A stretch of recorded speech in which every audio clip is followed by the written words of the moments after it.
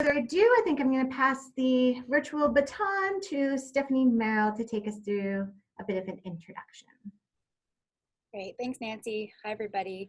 I just want to double check on the screen share. I had clicked something that I wasn't supposed to, so is it showing again? Yep, okay. You're good. Last time we just saw everyone's blank cameras, and now we see the screen. Just a little panic moment there. Okay, thanks so much. So welcome everybody. I just wanted to give a quick introduction to Global Water Futures and why we're hosting this webinar. So Global Water Futures is a pan-Canadian research program as a partnership between the University of Saskatchewan, the University of Waterloo, McMaster University, and Wilfrid Laurier. And it is a large water and climate research consortium, and we're trying to tackle some big challenges in water management and climate management in Canada. The knowledge mobilization team, myself, Nancy, we also have counterparts at Laurier and McMaster, Andrew Spring and Stephanie Morningstar. We form a team that tries to help the researchers within this program connect their research outside of academia for impact. And we also provide capacity building opportunities for those researchers to learn more about how to do knowledge mobilization better. And a particular interest group within this program is students and young professionals. We also today have a lot of participation from folks outside of this program and even outside of academia. So welcome to everybody. Obviously, this is a topic that there's some interest in, so that's great. Basically, the job of a knowledge mobilizer within Global Water Futures is to kind of bust through this brick wall. We are trying to encourage our researchers to come together with their partners and potential end users of some really important advancements in science to have real impact. And sometimes we can do that ourselves if we're a researcher who has those skills and that inclination to foster engagement with researchers partnerships, but sometimes we also need third parties to help us with that process, to translate and to communicate those results through a lot of noise, a lot of things going on in the world of both water and climate management, but also everything else is going on. So there has been an increase in the awareness of that kind of brick wall, but also an increase in the appreciation that there is a skill set that can help us get through that brick wall and a profession that's growing around that area. So knowledge mobilization is a real core center piece, defining characteristic of the Global Water Futures program, and we've been helping our researchers be better at that process. Within a research context, we've been encouraging our students, young professionals, and researchers to, really appreciate that there's research opportunity in this space. The funding agencies are, requiring there to be more knowledge mobilization and more activities that generate engagement with partners to hopefully create more direct impact. There's also professional development opportunities for researchers and students and young professionals to become more credible in the world of having research impact, not just research for the sake of research and producing publications that sit on a shelf, but that are actually interested in making change within their communities that they're working with, or industries or other water management sectors. And that universities themselves are actually now encouraging faculty and researchers to become better versed in this. The university itself wants to have impact, and there is a movement towards increasing the institutional incentives around hiring and tenureship and things like that to incorporate research impact. So what is a knowledge broker? My job, Nancy's job, we're actually called knowledge mobilization specialists, but there is a whole suite of professionals out there in water and climate impact fields, but also more broadly, who have taken on kind of this role as a knowledge broker. So what exactly is that? It's a lot of things, and Travis is going to talk a little bit about this in a better way, but it's a facilitator, it's a connector, it's somebody who is an opportunist taking advantage of opportunities that they see between sectors to merge them together. They're a translator of information, but also language. You know, in science particularly, there's a lot of language that we have to overcome in order to connect that to users. Users in other sectors have their own way of speaking about these topics. And so if you're somebody who can really appreciate, you know, both worlds or multiple worlds, you are really well positioned to help translate between worlds. Obviously, they're a collaborator. They bring people together. They convene people around a table to discuss multiple perspectives and negotiate together on how they can work together and what outcomes should come from, in our case, a research project, and what types of products will be of use to users down the road. So essentially, a knowledge broker is kind of like, it's a link. It's somebody who links the appropriate use of research and evidence, in our case, to the decision-making process, whether that is like gold standard decision-making, like a Canadian federal modernization of some water policy that has to have some influence from new science, to a watershed management plan within a local community who's trying to protect and enhance water quality in their local river and streams. So we've got some big goals for change and brokering information science to action, from a big picture down to very localized water management decisions. So as I mentioned, kind of a knowledge broker can be formalized or informalized, and we've got a panel of experts today that kind of represents both. I put up this real job advertisement that I found online that actually is advertising for a knowledge broker. It's from the Canadian Centre of Substance Abuse and Addictions.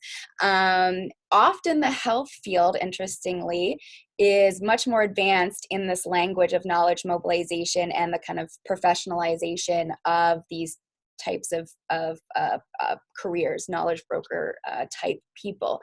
And you can see here some of the key, language is reiterated from what I was saying a few minutes ago. It's about hiring somebody who's well skilled in interpreting and collaborating and bringing together, facilitating conversations and consultations with multi-stakeholder groups and types of organizations. You need to negotiate, you need to identify what those opportunities are, and hopefully identify new partners and new opportunities to insert evidence and knowledge into action spaces. So I just thought this was interesting to show you that there are actually current day opportunities for knowledge brokers. There are also lots of people who do this type of work, but they don't have the title knowledge mobilization specialist or knowledge broker, but they do it very inherently in their work. And Lois Corbett, one of our panelists, is going to be a nice example of somebody who's been working in that field of connecting evidence to policy making. So I think that's really what I wanted to introduce you with. I do want to stop here for a second before we get into our panel of experts and do a quick poll, a couple of questions, so that we get a sense of kind of what people are interested in. This might, on the fly, help our panelists maybe target some of their content, but we'll see. So one question I've just launched. Can you see it all? If you can, have a go.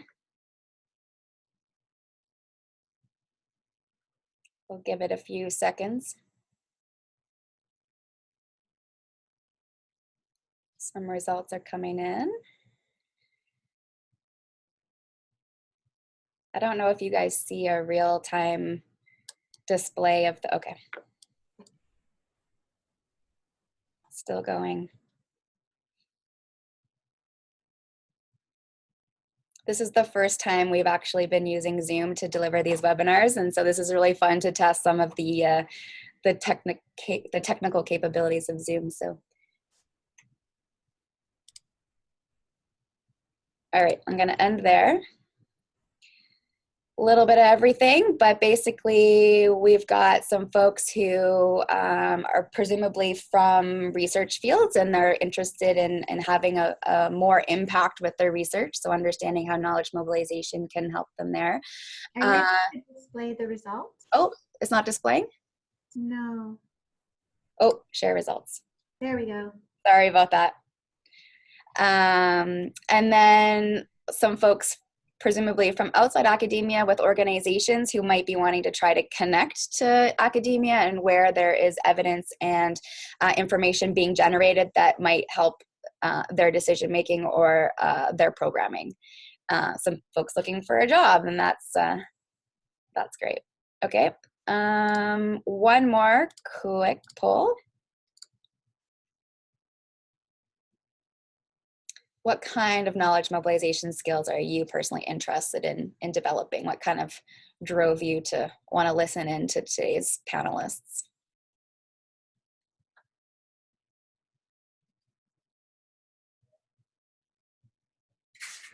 The stuff like this always helps us, myself, Nancy, and my teammates to also deliver future webinars that helps meet the interest of folks who are tuning in. Couple more seconds.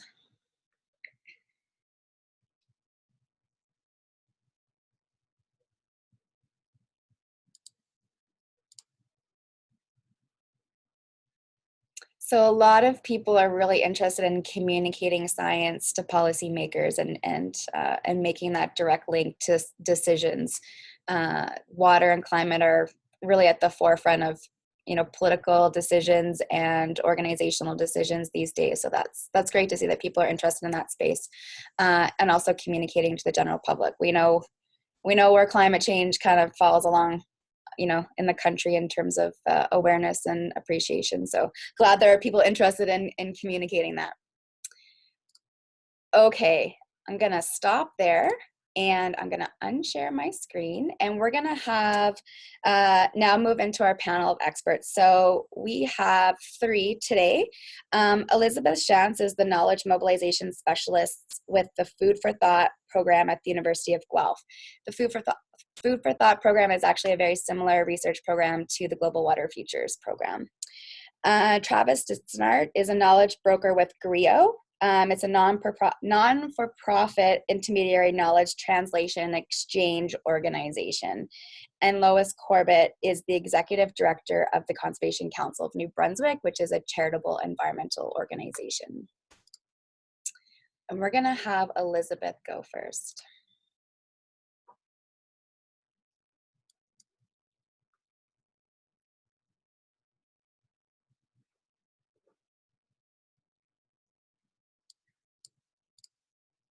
All right, is that showing up fine for everybody? Yeah. Okay, excellent. So hi everybody, thank you for that introduction. So yeah, I'm in knowledge mobilization in agri-food at the University of Guelph. So I work on food from thought research as well as other agri-food research across campus. So when we first talked about doing this presentation, we were asked to sort of reflect on what skills have helped us make change in our career so far. So I want to talk about what I've done so far and how I developed those skills to start off with. So when I was a wee little thing, I started off, I went to the University of Guelph. I did a degree in English and psychology. And from there, I went on to grad school at the University of Waterloo. I did my master's in industrial organizational psychology. So that's essentially psychology in the workplace, a study of human behavior at work. My research there focused on justice and fair treatment in organizations, but much to my advisor's dismay, I started to feel like I was interested in more applied work as opposed to focusing more on research. So I started to do a lot of extracurricular activities, and I think this is where I really started to gain the skills that I've been able to use in my career so far. So three of the most impactful ones I wanted to highlight were, as part of my degree program, we have to do an internship. I was an intern at the Canadian Water Network. So I was hired there to do an organizational development scan of other organizations that did knowledge mobilization. This is kind of my first introduction to the term, introduction to the field, and it really hit me that this applied focus was what I had been missing from my own work, that I wanted to not just do cool research, but see that cool research making a difference. So that was a really eye-opening experience for me, my time at CWN. A couple of other things that I did while in grad school. I spent a year and a half or so as a community engaged researcher with an organization called the Community Engaged Scholarship. This is at the University of Guelph. They mostly provide opportunities for Guelph grad students, but I kind of managed to wiggle my way in as a Guelph alumni slash University of Waterloo grad student. So I'm very grateful for that opportunity. So what that program does is it pairs students or student teams with community organizations to work together on a project. So I worked on projects related to climate change and food security, and did everything from literature reviews, plain language writing, interviewing organizations in that space, to things like helping to plan events. So that gave me sort of a very diverse group of skills, and kind of my first introduction to many of those skills, and it was a great experience in kind of shaping my career and where I wanted it to go. The other thing that I did while I was in grad school was I decided that I was really interested in facilitation, and I was going to kind of make that my niche. And that was the thing that I wanted to specialize in. So I worked at the University of Waterloo. They have a program for students called the Student Leadership Certificate Program. You do a couple of days of training in how to facilitate, and some training on the content. And then there's a series of 12 workshops that you take part in delivering to other students on things like good communication, conflict resolution, that kind of thing. So those were kind of the three experiences that I got in grad school that helped me build my skills, shape my career. After I graduated, I actually went back to the Canadian Water Network. First as a Science Horizons intern, so I worked on some project-based things, and then I moved on to a couple of other roles: knowledge mobilization officer, knowledge mobilization manager, over the course of about 6 or 7 years there. So my work there, I did things like work to develop some plain language reports for various audiences. I managed a knowledge mobilization funding call. I worked on evaluating some funded research that the network had funded, and looking at the impact in policy and practice of that research. And then just over 2 years ago now, I took this position at the University of Guelph, doing knowledge mobilization, and here I've been ever since. To give you an idea of the kind of things, this is for the folks who are involved in knowledge mobilization or knowledge brokering as a career. What does my job actually look like? Well, one of the both most frustrating and most exciting things about a knowledge mobilization job, I think, is that it totally depends on the day. You can be doing anything. Some of the main components that I've had to my role over the last couple of years have been training and capacity building on campus in knowledge mobilization. So much like the Global Water Futures knowledge mobilization team, we run workshops and offer opportunities for students, faculty, professionals to learn more about this kind of science to policy interface, and how do you do it well. I help researchers develop knowledge mobilization plans before they actually launch into projects, help them connect with potential partners, and help with grants that have a knowledge mobilization component. And sometimes that looks like talking to somebody weeks in advance and helping to shape a grant, and sometimes I get a grant the day before it's due, and we're trying to work on a knowledge mobilization plan there. So if you are in a research position, I highly advise you to think about your knowledge mobilization planning in advance. Another program that I run is called our Policy Fellowship Program. So this is one of the programs that we run that tries to engage stakeholders outside of our sector. So this program brings policymakers or people from industry in agri-food and environmental sustainability to campus for a few days to meet with researchers who can answer their burning questions. So that's one of the programs that is kind of that second piece of, or fourth piece of my job, which is engaging with what we call end users, or people who could use the research that we're doing here on campus. So I attend a lot of events. I try and meet a lot of people. I try and understand what they need, what research they need, what form they need it in. There's various ways we do this, from holding events, going to events, lots of different things. But that's a very exciting component of my job. I also work on synthesizing knowledge from across disciplines. So in practice, what that looks like is over the last couple of years, we've brought together groups of researchers from across disciplines to look at big picture questions that we know that some of our end users have. And we've put together some reports and policy briefs and other documentation around these big picture questions in agri-food, and what can we learn from disciplines as unique as psychology and consumer marketing to the more direct agri-food disciplines and departments. So that's a very interesting component. And then I also work a lot with researchers on editing, helping them share knowledge that they have from their research projects in the right format for the right audience. So those are the 6, I would say, big components of what I work on right now.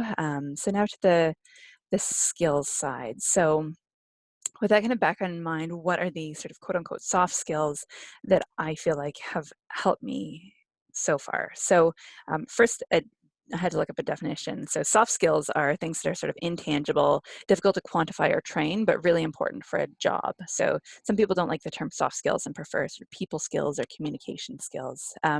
For me, you kind of saw the wiggly career path that I've had so far.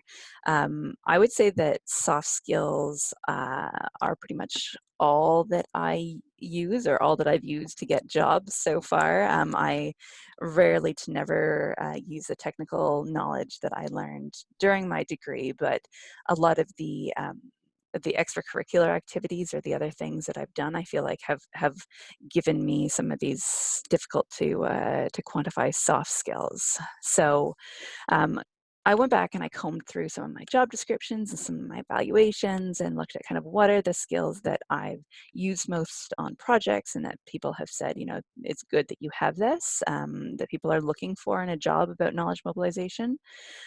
So first off, communication. So this is always a big one. So do you write well? Do you speak well?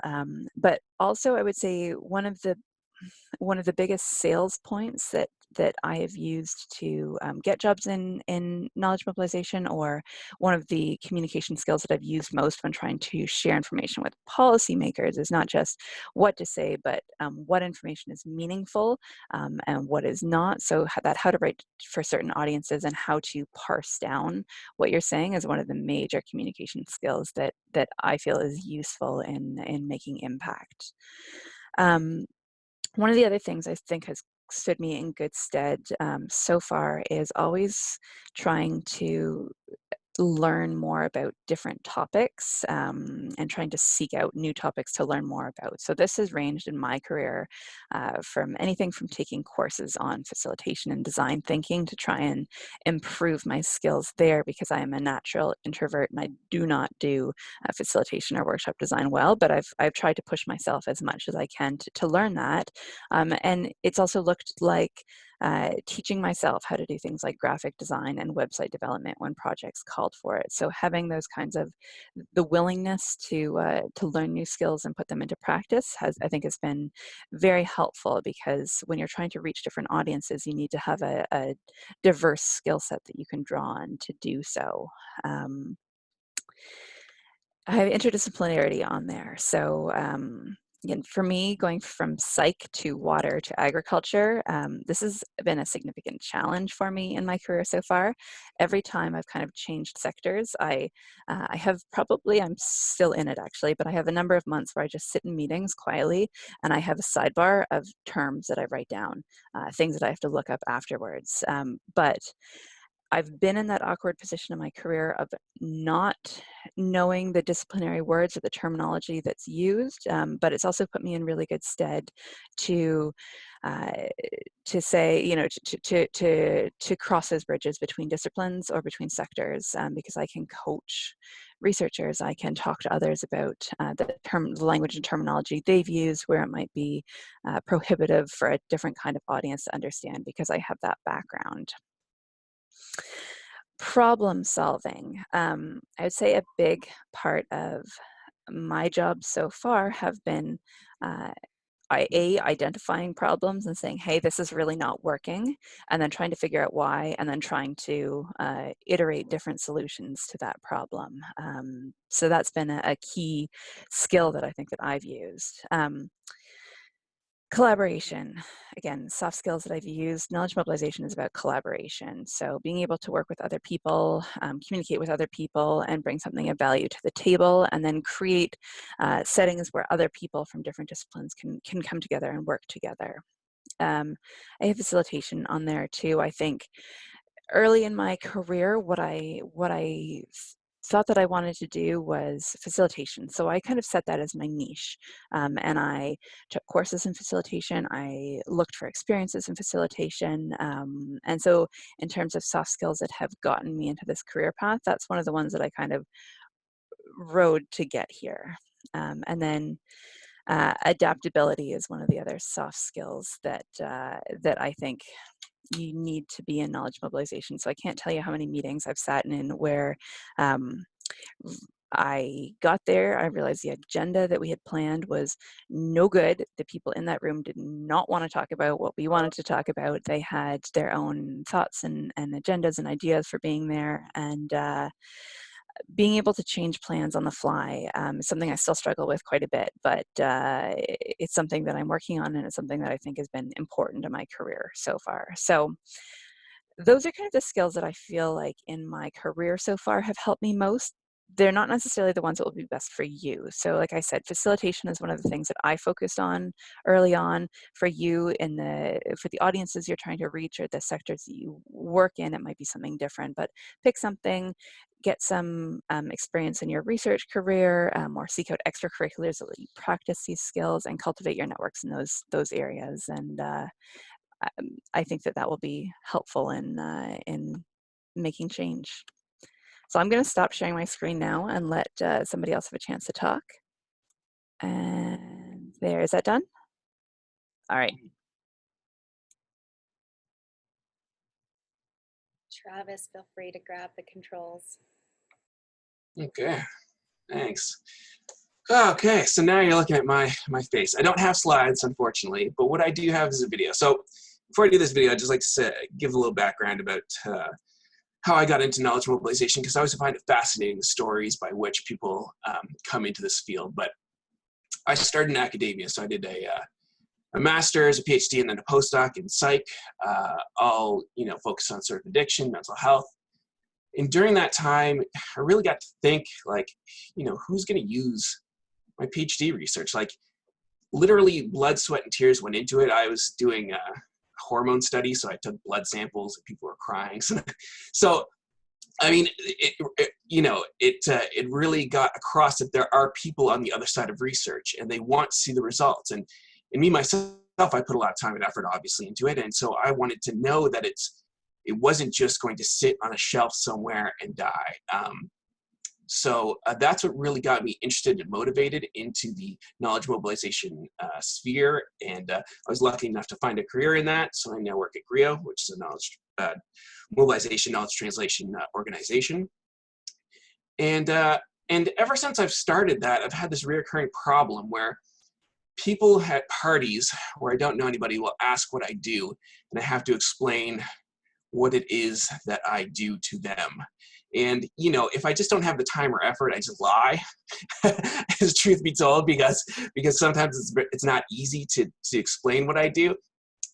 Having said that, there was a competition put on by Melanie Barwick at she works at the Sick Kids Hospital in Toronto, and it was to put together a little explainer video called "I Am a Knowledge Broker." And so there was a number of different number of different people that made this video, and I was one of them. And I was on parental leave at this time, so it kind of took a tongue-in-cheek approach to it. But I'd like to just show that real quick for those that haven't seen it. It's me trying to explain at a party exactly what I do. So let's throw that on.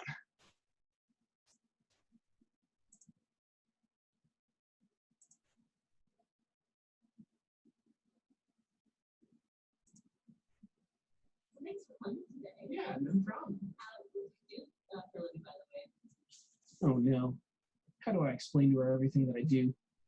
How can I tell her that I don't just identify and engage diverse stakeholders, but I also work to identify common goals across them and help create consensus? I help create buy-in among stakeholders and help facilitate organizational change. How can I get across that I also facilitate dialogue and foster relationships among stakeholders, that I plan events where collaboration and serendipity emerge? But it's not just about engagement, it's also about the evidence.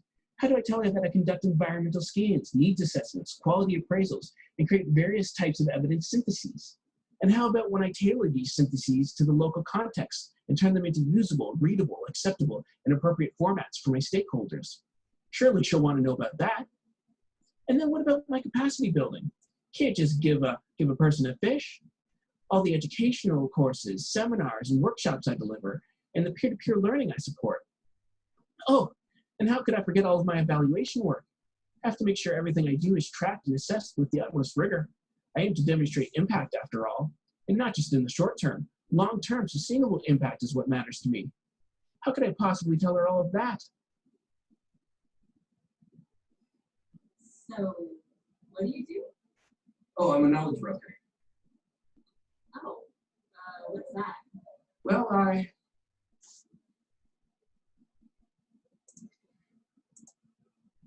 Yeah, you can all clap for my son now. I know he's adorable. He's the real star of that show. But yeah, oh sorry, I'm just closing that. Yeah, it's a real hassle. I mean, not a hassle. I mean, it's a privilege in the sense that I get to do so many different things in my job. But to explain to somebody that doesn't have any idea even what research or policymakers do can be a real challenge sometimes. So I often struggle with that. And now my go-to explanation is that I work sort of in between research and policy. And then when I say that, people hear the word policy, they get kind of bored and they don't ask me any further follow-up questions. But if they have time to listen, I'll tell them exactly, the different things that I do. And I find help giving an example of, say, a project that I've worked on. Usually there's one where I helped create a mobile app for a stakeholder. I'll give that example and they'll understand. They'll say, oh, that's how you take research and make it impactful. I'll say, yes, okay. So I did want to talk a little bit about the skills. So Elizabeth did a great job about talking some of the soft skills, and I will get into that, but I just want to start on the technical side. So in terms of technical skills, one thing that I found very useful in my job as a knowledge broker is having informational literacy. So, being able to find the literature or the evidence that I need within academic articles, being aware of how metadata and search strategies work, being able to sift through literature quickly and efficiently has been, invaluable. And a lot of that I got from my academic, upbringing and background. But beyond that, I think certain people have this skill that I like to call Google Fu. It's like Kung Fu, except for Google, where they can easily and quickly find the information that they need using traditional search engines and Google Scholar. And I think it's a skill that can be honed and learned, and knowing about how web crawlers and how web page indexing works really helps. And that has saved me a lot of time and effort. And I've been able to find what you call gray literature faster than, let's say, other people, or find gray literature that other people have missed. And that's sort of, the information and the literature that sits on, organizational websites and government documents and things that aren't published in the traditional domain. So that's been a very useful technical skill. And the information sciences, I think, have a lot to provide, and knowledge mobilization can learn and grow a lot from the informational sciences. And in fact, our team at GREO, half of our team is the knowledge management side, and they have that expertise, so they've been great. Above and beyond that, I think, above and beyond the informational literacy is the research literacy, right? So once I find that information, so being able to find the information is one skill. The second skill is now being able to determine, is that research or that evidence that I found, is that knowledge that I've gained actually useful? Is it good research? Should I be making a decision? Is this some evidence that I should share with my stakeholders, or is it poorly done and maybe needs to wait for more substantial evidence before I mobilize that knowledge? And that, again, can be learned. There's a lot of great free online courses and books that deal with sort of research literacy and appraising evidence. I also work a lot in sort of plain language, so having the skills to translate, as it were, evidence into plain language. So being able to take out key messages, to rewrite complex information in understandable formats, that is a skill. And I was actually very poor at it when I first started in academia, because you're so, academic writing and academic speak is such a high level, and to try to bring that down into plain language, and I'm not saying down as in down, it's not a negative down, it's a being able to write it and speak about it such that anyone can comprehend what you're saying and get the gist of it is a skill in and of itself. And it's something that you can only get better at through practice. There are trainings, there's courses, and I highly recommend you take some if you're an academic, if you're a student watching this, or even if you work in the field. It's essential when communicating with policymakers. I saw a lot of people were interested in communicating with policymakers and the public. Is honing your plain language and communication skills is essential. The last one that I want to talk about, I don't necessarily have. It's your design and formatting and marketing skills. I think those skills can be very useful and a great add-on in the knowledge brokering role if you're able to not only find the information, appraise it, summarize it, create plain language document on it, but then also design a beautiful infographic or a beautiful product, or really market, your message to your audience. Like, you're hitting a home run. That is the ultimate combination.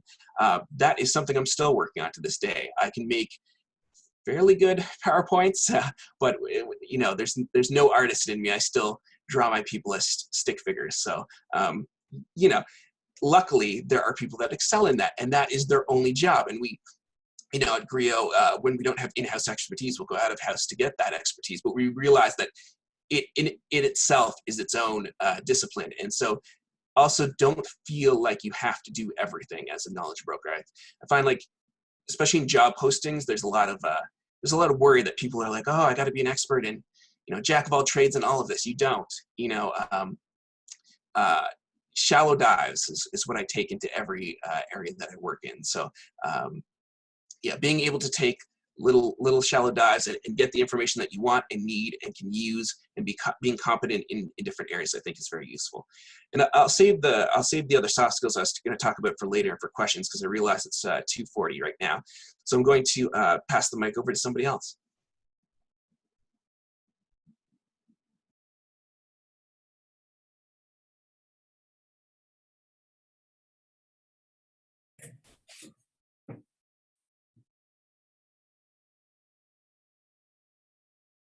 I think it's Lois next up. Lois, you're ready to go? I think so. Okay, this is Lois Corbett. Take it off. Thanks, and thanks for the other two panelists and the great introduction from Stephanie. I teased Stephanie, guys, when she got the job, that she needed a great big business card, because her title's quite long and it's got a lot of letters in it, but it certainly reflects all of her smarts. If you had a letter for every smart of Stephanie, you'd need a billboard the size of Conserver House at 180 St. John Street in Fredericton, where I'm talking to you today. I'll start too with sort of background and how I got into the position that I currently hold. So I started out my undergrad at St. Thomas University in Fredericton, very small Catholic university, is in history. And I worked for 3 or 4 years, I think, right after that as a journalist for Canadian Press, CBC, and a little rag here in Fredericton called the Daily Gleaner, where I did my internship. And I started writing a lot of features articles, but then I pursued my master's degree at St. Mary's University because I was very interested in environmental policy. I started to work in the nonprofit environmental community in the mid-'80s. That'll give you a sense of exactly how long in the tooth I am, how old I am. First at Ecology Action Centre in Halifax, then at the Toronto Environmental Alliance in Toronto. I spent about almost 25 years in downtown Toronto, really enjoyed the big city. And then I took a kind of a weird sideways move. I did some consulting for renewable energy firms and the environmental community in Canada in order to get some business understanding under my belt. And then I worked for inside political office for 3 different ministers of the environment in Ontario, Minister Dombrowski, Minister Broughton, and Minister Garretson. So it was really inside of government and inside a minister's office where I really understood how public policy popped out of the end of a very long process, understanding better how cabinet makes decisions, understanding better how bureaucrats work cross-departmentally over time to help respond to a premier's agenda, and how premiers respond to the public's agenda. So I learned a lot of neat things by going inside. So I think, like our other presenters, having that experience on 2 or 3 different fronts over a long career, I've been working for 30 years now, helps open your own eyes, expand your own horizons, but ultimately I think as we live longer and work longer, it's okay to shift gears once in a while in our various positions. Like Travis and Elizabeth mentioned, and like I mentioned right at the beginning, it seems to me that strong communication skills are essential in any form of knowledge mobilization. So it is important as students to learn how to not just translate your materials or your evidence into narratives that ordinary people can understand, but how you can become a better writer over time. And writing skills are so important, and I think maybe undervalued. Second part of communicating well is something you guys all know, probably better than me, is good research is important. And so I'm just going to pass on some of my tips about good research for public policy. Try to set your search engine for Google. I know you all use Google. On either Google Advanced, do a Google Advanced search and make that your home Google page. Your search results will just end up like a beautiful brand new sharpened pencil. So much better than if you just use the front page of Google search engine. Or if you're looking for your academic papers, of course, you want to use Google Scholar. So what does a person who's advocating for strong public policy that protects water, and protects air, and protects public health actually do? Well, I think that someone said it may have been Roosevelt, but it kind of came out in the early last century in the United States, that forming public policy was a lot like making sausages. You didn't really want to know what went into it and sort of look at all that yuckiness while you're making a sausage, but a good sausage tastes really good on the barbecue. And so it is a bit of a lot of different factors coming together. For younger people trying to get into the field of public policy in Canada, you can, in a lot of our programs, environmental undergrad and graduate courses, are offering specialized half-term or full-term courses on development of public policy, and I find those quite helpful. Two of my colleagues here in Fredericton, Dr. Louise Comeau and Roberta Clowater, teach public policy through the School of Forestry at the University of New Brunswick. So you'll find environmental public policy popping up in kind of sometimes different places that maybe you wouldn't expect them. The more traditional kind of public policy development master's degree program that you would follow in Canada would be a degree in public administration. And any university that you attend that is good enough to have one of those schools there, I recommend you take a look at their calendar and their course offerings, because they really do give you a good sense of all the different things that go into public policy. I'm just going to give you one story about a successful piece of public policy. I might tell two stories. Stephanie asked me to tell a couple of my stories. But the first story I want to tell you is about the development of the Lake Simcoe Protection Act. So it was a commitment of the Premier Dalton McGuinty for his second term after he was elected. And so it was part of that political party's agenda to get that done. And what we had, so as environmental advocates, whether it was through my work at Toronto Environmental, working with Environmental Defence Fund and working with the citizens around Lake Simcoe, we agitated quite a bit to make sure that a commitment to protect Lake Simcoe would show up in political parties' platforms, knowing when the election would be. And indeed it did. And it's a great, so first you get them to promise, make the promise, commit to doing something without having a lot of specifics or details on it. So then that premier got reelected and then instructed his Minister of Environment, at that time Minister Laurel Broughton, to start working on the act itself to protect Lake Simcoe. And we spent about 6 months working across departmental and in public policy. Unfortunately, environment departments tend to be quite small and have limited capacity.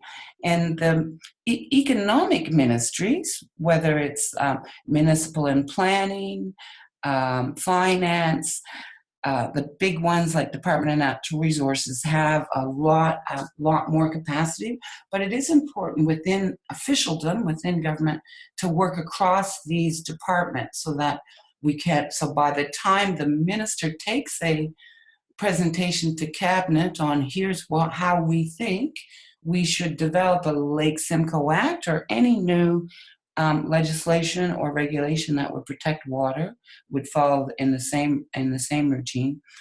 There's been enough cross-departmental studies and work so that there's not a minister sitting across the cabinet table from her, thumping his hand on the table about exactly why we can't proceed with this because it is going to be the ruination of the auto industry or some other damn ass stupid idea. That, and then it's important, as Travis and Elizabeth said, to be able to communicate with stakeholders. We convened a science advisory panel to make recommendations to the government, and we let them get sort of a 6-month start on a stakeholder advisory panel so that we could all, as stakeholders, public officials, cabinet ministers, and the environmental community, activists, and citizens, start with a similar understanding of the state of the lake itself and what our scientific experts were saying on the kind of steps that could be taken and the kind of policy recommendations that they were making. And that was important to get that science piece out of the gate first, so that then so it's almost like we kind of took the state of the lake itself and what it should be away from debate, because the science was that if we want to restore a cold water herring fishery in Lake Simcoe, we need to reduce phosphorus pollution going into the lake to about 33 metric tons per year, away from its current state of, at that time, about 85 tons per year. Lake Simcoe serves as the drinking water lake for about 2 million people. There are 14 drinking water intake valves, pipes, coming from Lake Simcoe in southern Ontario. There are 17 sewage treatment pipes dumping into Lake Simcoe. So you can imagine there was quite a lot of controversy from the area municipalities and the building development community about why do we need to reduce the amount of shit going into this damn lake anyway. And so it was important to get that science out the door first. And then ultimately it did pass, got rave reviews. The government has to report on it. Nancy knows all about it. Every 5 years, phosphorus is coming down. Did the legislation itself make the lake perfect? Absolutely not. It was the workers at the sewage treatment plants who improved their phosphorus levels in treated sewage. It was bury, not paving, down to the sides of the lakes. It was all the community activists up there that help homeowners do natural cottage fronts as opposed to clear cutting all the way down to the lake, or even worse, paving down to the lake. So it takes a lot of agents to get the change that we need. But I think the early reports 10 years or so, I think, Nance, after that legislation has been passed, phosphorus is slowly but surely coming down over time. So it was important to get all those players and agents of change together. Through the Simcoe campaign, through the phase out of coal campaign in Ontario, through the Clean Energy Act campaign in Ontario, I've kind of picked up 3 key research or tools that I use in almost every campaign or public policy item since then. One is the importance of public polling. So when we poll, we really aren't just trying to get a sense of what people's opinions are and just fall into line with what their opinions are, but really get a sense of how much they know about the issue that we're talking about. And it was really important about 20 years ago when folks started campaigning on phasing out coal in Ontario to find out that the majority, 80% of people who live in Ontario, didn't know that we had coal-fired stations. And in fact, the folks thought that all of our electricity came from Niagara Falls. Not that the people are stupid, just that we recognized that we needed to explain to them that not only did we have 5 large coal plants, but we had, in fact, North America's largest coal plant down in Sarnia. And so I've been using public polling on and off for the last 30 years, and I really, really love doing it. It's a field that you guys might be interested in. The other good thing about public policy, of course, our public polling is not just testing for citizens' awareness and concern about issues, but also testing your own narrative. So trying to get information back that serves your strategy or the campaign that you're working on so that you can become better communicators. You find out exactly what it is making people interested. And in New Brunswick, and I think this is likely true of all places in Canada, but it's especially important in New Brunswick, we have two very distinct cultures. We have, as you know, 45 distinct cultures, really. But in the sort of power world of New Brunswick politics, we have our Acadian Peninsula, our Francophone base, and our Anglophone base, basically north of the Miramichi and south of the Miramichi in New Brunswick, French Catholic, English Protestant.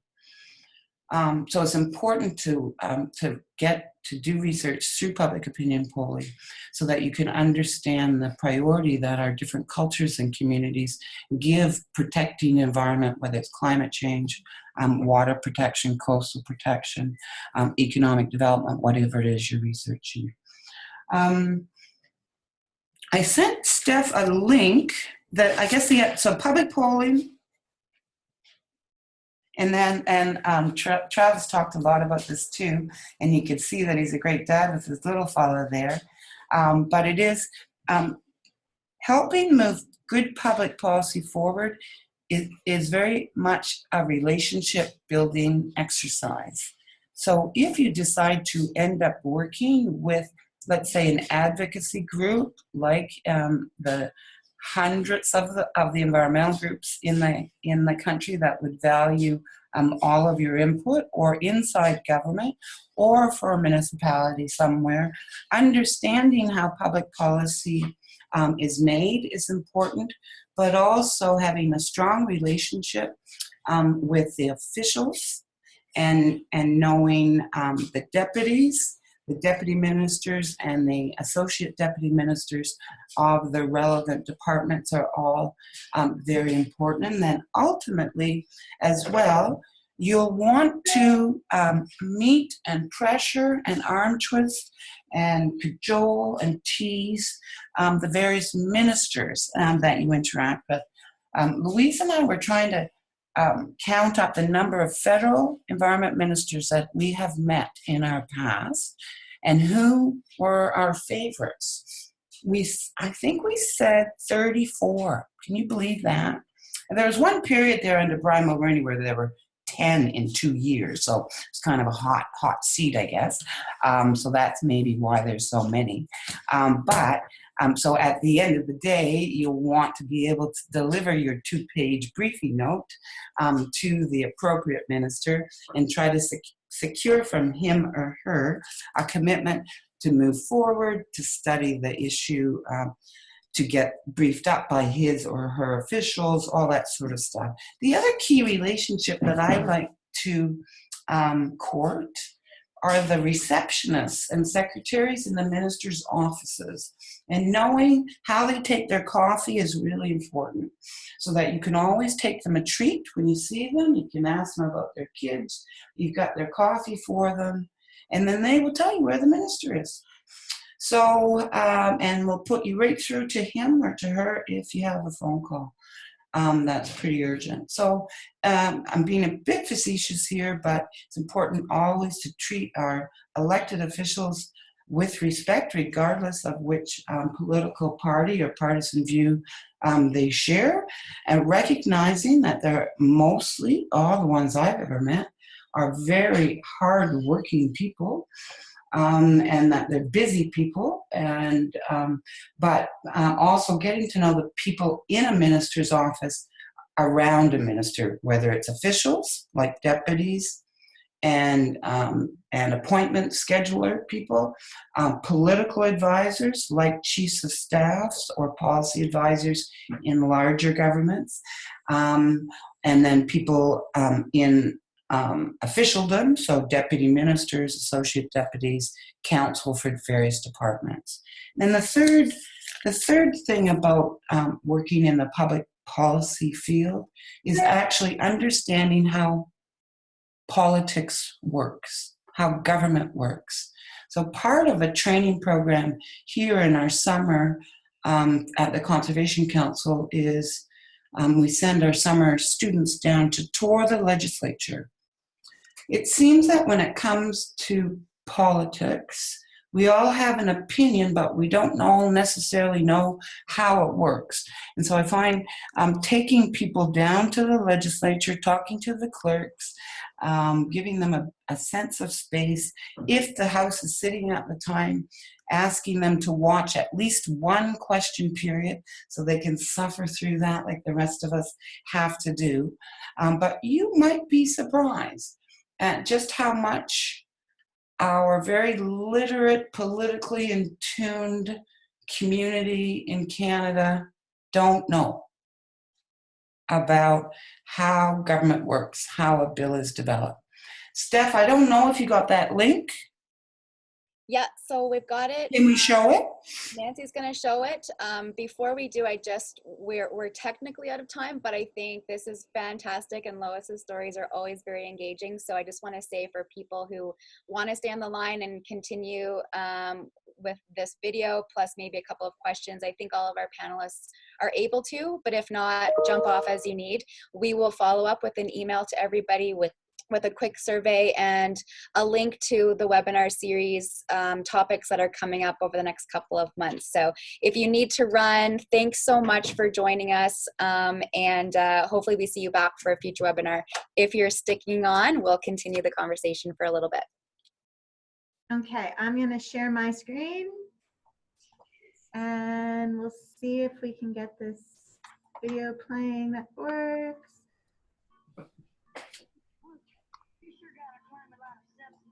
Capitol building here in Washington. I wonder who that sad little scrap of paper is. I'm just a bill. Yes, I'm only a bill. And I'm sitting here on Capitol Hill. Well, it's a long, long journey to the capital city.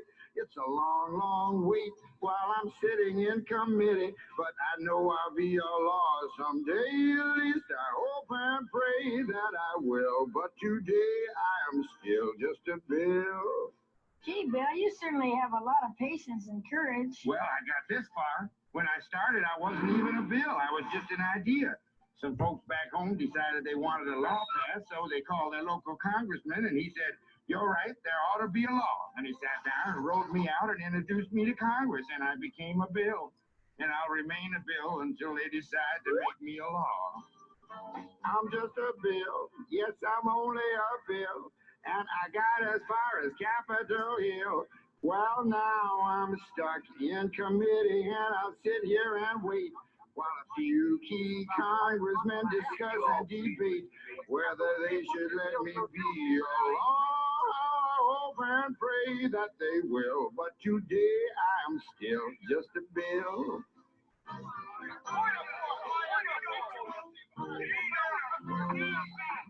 Listen to those congressmen arguing. Is all that discussion and debate about you? Yeah, I'm one of the lucky ones. Most bills never even get this far.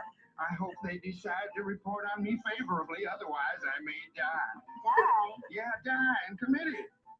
Oh, but it looks like I'm going to live. Now I go to the House of Representatives and they vote on me. If they vote yes, what happens? Then I go to the Senate and the whole thing starts all over again. No. Oh, yeah.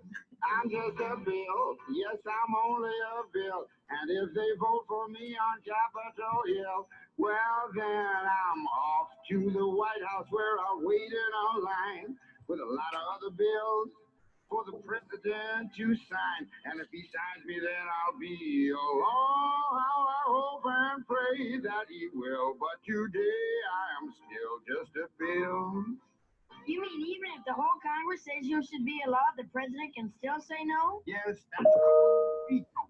If the president vetoes me, I have to go back to Congress and they vote on me again, and by that time you're so By old. that time, it's very unlikely that you become a law.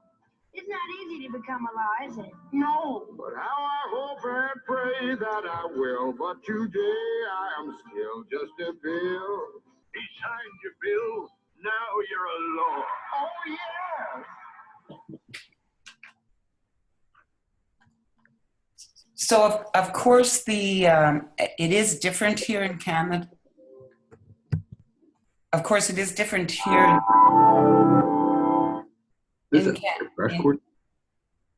in Canada than it is in Washington, but there's enough similarities in Parliament Hill to that video. If we had something like that for every legislature in the country, every capital, it would be great. But it's a good resource. I think that explains how a good idea becomes a law, like a seatbelt law, Simcoe Protection Act, or the phase out goal. Thanks, guys. Thanks, Lois. I feel like we could create another whole webinar about that process that many people are very unfamiliar with, and of course is very key to getting that evidence into actual decision making. So a nice primer perhaps for a larger conversation about that topic specifically. Nancy, do we have any questions on the chat that would make for a good kind of closing discussion?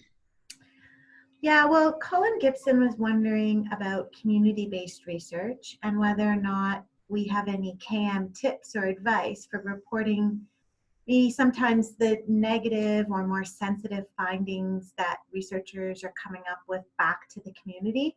And so, and this might include communicating back to Indigenous groups. I wonder if, Travis, do you have any experience in that with your like product development, or kind of including, I know you've worked a lot, like obviously with gambling issues and kind of that, you know, the stigma and the negativity of some of that. How do you feed that into your work? Yeah, so if you're going back to stakeholders that you've been working with, like hopefully you've been keeping them such in a loop that, you know, that any negative findings or negative, you know, research that comes from the project is not really a surprise to them, right? But also that's part of like transparency, benevolence, and trust, is that you're not only going to report on the positive things that you find, but maybe some of the negative too. And there are ways to frame that. A lot of that comes down to tact and knowing your audience and knowing, you know, how to say and when to say both the positive and the negative things to have the best impact that you want from it. In terms of reporting back to Indigenous populations, you know, that could be a whole webinar in and of itself. I am not, although I try to be, although I try to have cultural humility, I wouldn't say I have intercultural competence. And that is a skill that is very valuable in today's society. But I will say this, that the worst thing you can do is not report back to people at all, right? So if a community has participated in a research project, if they've been, you know, participants in a research study, to not go back to them is to basically, you know, throw them to, you're basically saying you're not worth reporting to,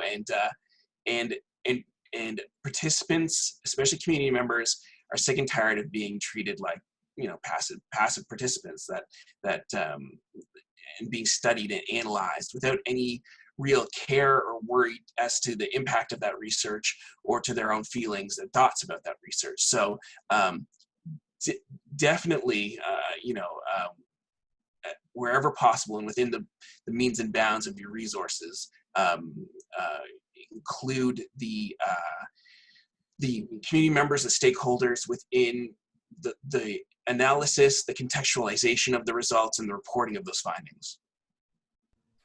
Great. As the knowledge mobilization team, we've been really trying to encourage people to think about KM as this whole, like a process through the entire cycle of research, not just sharing at the end, right? So that point about, you know, broaching negativity or results that might be concerning early in that phase helps to combat that surprise or that pushback to uptake of those results later.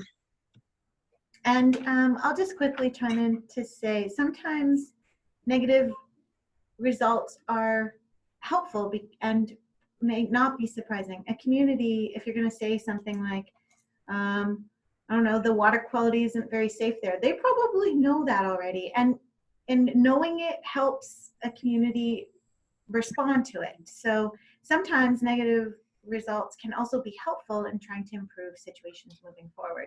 So it's important to also not assume what's negative, what's not useful, what's positive, because I think you have to give it to the hands of the community to also decide how do they want to respond to this information. And if you hold it back with your own assumptions, you're not giving them a chance to respond to it in their own way. I have another question, if it's all right if I keep the conversation moving. A question is, how is knowledge mobilization different from consulting? And then there's a follow-up question about tips on connecting with new organizations to demonstrate the value of their work. So there's two pieces there. Does anyone want to jump in? Knowledge mobilization versus consulting. I know that's a kind of a big question. It's a big question. I can try and tackle. So to me, knowledge mobilization is about making again, it depends on what you're talking about in terms of consulting, where you're working and what you're producing and for whom, and it depends on what you're working on in terms of knowledge mobilization. So it's kind of, I'm making some really big generalizations here, but I'll say in consulting, you might be going out and gathering information, putting it into a format for a specific audience that has hired you to put it into that format for that audience. For knowledge mobilization, it's more about making something publicly available as opposed to available for an organization that's hired you for that purpose. Those are some gross generalizations there, but that's what I would kind of say the difference is sort of the making it available to all versus making it available to the person who hired you on as a consultant. The second part of that question was tips for connecting with new organizations. Oh, to demonstrate the value of your work. When I'm trying to connect with new organizations, even if this is kind of difficult because you often come in and you have something that you'd like to communicate to an organization, but I always try and approach it from a perspective of what issues are you having, and then once you've had that conversation, you can go into, well, you know, we're working on this piece and we think that it could be really helpful in this area. So starting by asking them the questions and getting them to voice the need versus, you know, I've had a bunch of mistakes in the past where I've made assumptions about something that somebody needs. So instead of saying, here, I have this great piece that's going to solve this issue, starting to talk to them about the issue, flesh out the issue, understand why they're coming from and kind of what's underlying that challenge. And then you can move into the hey, we're working on a great solution. And hopefully it's not I have this prepackaged solution that I can then provide to you, but, you know, we want to involve you in solving this challenge. And here's what we're thinking of doing. Great. Lois, do you have anything to add? Maybe you have researchers coming to you, telling you that their research is of value. Do you have any tips for how they might want to approach organizations like yours? And you're on mute, just so you know. And move my, there we go. Is that better, Nancy? Sure. One surefire way to work in the charitable sector, so not just the environmental community and nonprofits, but really writ large in the third sector, clear across the country, is to volunteer and make yourself indispensable. So it's all the traditional job searching, sending a good resume with a writing sample is critical, very important. But you can, as an undergraduate or graduate student, volunteer your time at an environmental organization like the Conservation Council of New Brunswick, and then develop a project proposal that you would like to use as your first full-time paid gig in the community, as long, of course, as it's aligned with the vision of the group, with the policy that it's pursuing, and that you like them. That's important. So always bringing something to the group, as opposed to feeling that you're in an empower position, just showing how you can contribute. And volunteer work, whether as a young person or as a retiree, is very critical, period. But it is a great way to get your foot in the door at those big groups like Environmental Defense or the Conservation Council of New Brunswick or Pembina, because a lot of us started out as volunteers and ended up with careers. Thank you. Does anyone have any further questions that maybe they can just unmute themselves and chime in? In the meantime, I'm going to put up on the screen our next webinar information. I think if I can figure myself out here.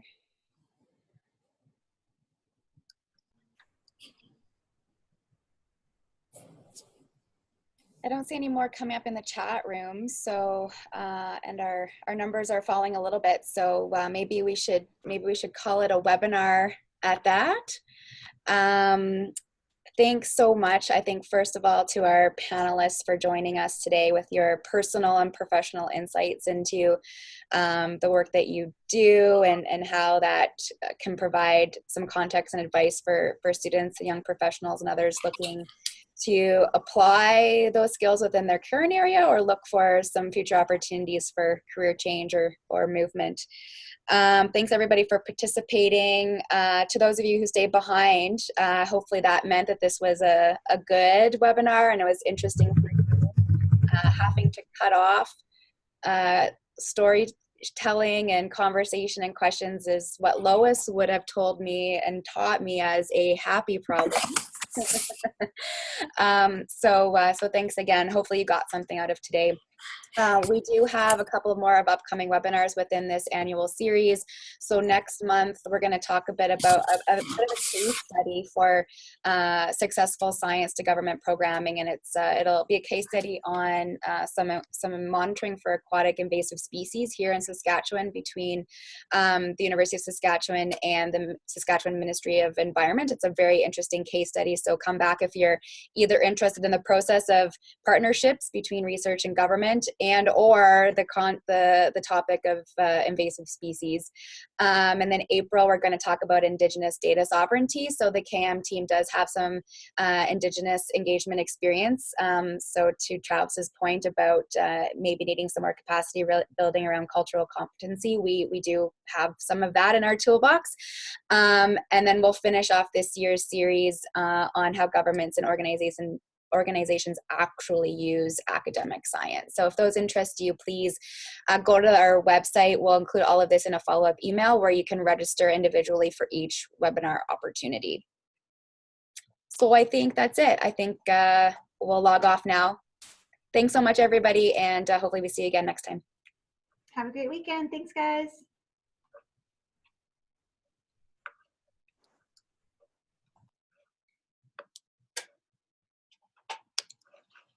Unshare.